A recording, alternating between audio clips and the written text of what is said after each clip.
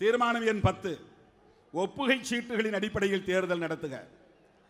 இடதுபுறமாக இருக்கிற தோழர்கள் தயவு கூர்ந்து விஐபி அமருகிற இடங்களில், தோழமை கட்சி தலைவர்கள் அமருகிற இடங்களில் நுழைவதற்கு முயற்சிக்க வேண்டாம். அப்படியே நிற்கிற இடத்துல உட்கார்ந்தீங்கன்னா அந்த மாநாடு சிறக்கும். தயவு கூர்ந்து உட்காருங்க ப்ளீஸ். அப்படியே உட்காருங்க. உட்கார்ந்தீங்கன்னா சிறப்பாக. நிற்கிறது தான் பிரச்சனை. உட்காருங்க. தீர்மானம் எண் 10, வாக்குப்பதிவு எந்திரங்கள் இவிஎம், வாக்குப்பதிவு எந்திரங்கள் மூலமாக நடத்தப்படும் தேர்தல் முறை மீது ஏற்கனவே மக்கள் அவநம்பிக்கை கொண்டுள்ளனர். இப்போது தேர்தல் ஆணையமும் ஆளுங்கட்சிக்கு சார்பாக மாற்றப்பட்டு விட்டது.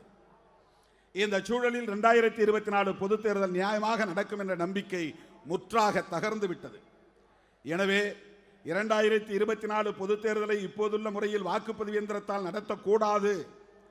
100% வாக்குப்பதிவு எந்திரங்களும் ஒப்புகை சீட்டு வழங்கும் எந்திரத்தோடு இணைக்கப்பட வேண்டும்.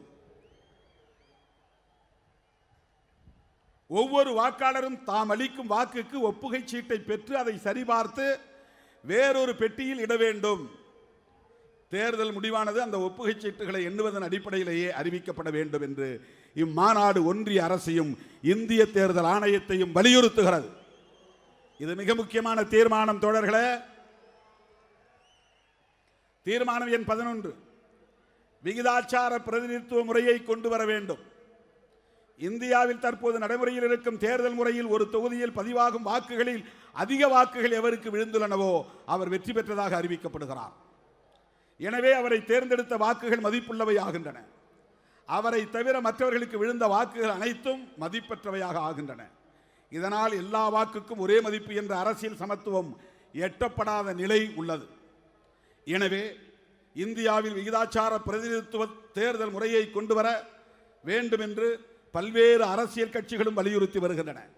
1974 ஆண்டு ஜெயபிரகாஷ் நாராயணன் அவர்களால் நியமிக்கப்பட்ட நீதிபதி VM தார்குண்டே தலைமையிலான குழுவும் அதை பரிந்துரை செய்துள்ளது. இந்தியாவில் தலைமை தேர்தல் ஆணையர்களாக இருந்த பலரும் அதை வலியுறுத்தியுள்ளனர்.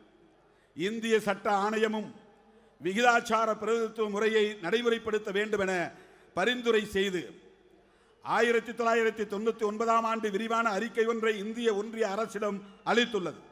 அவற்றின் அடிப்படையிலே 30% பிரதிநிதிகளை நேரடி தேர்தல் மூலமாகவும் 70% பிரதிநிதிகளை விகிதாச்சார பிரதிநிதித்துவ தேர்தல் முறையிலும் தேர்வு செய்யக்கூடிய தேர்தல் முறை ஒன்றை இந்தியாவில் கொண்டு வர வேண்டும் என இந்திய ஒன்றிய அரசை இம்மாநாடு வலியுறுத்துகிறது.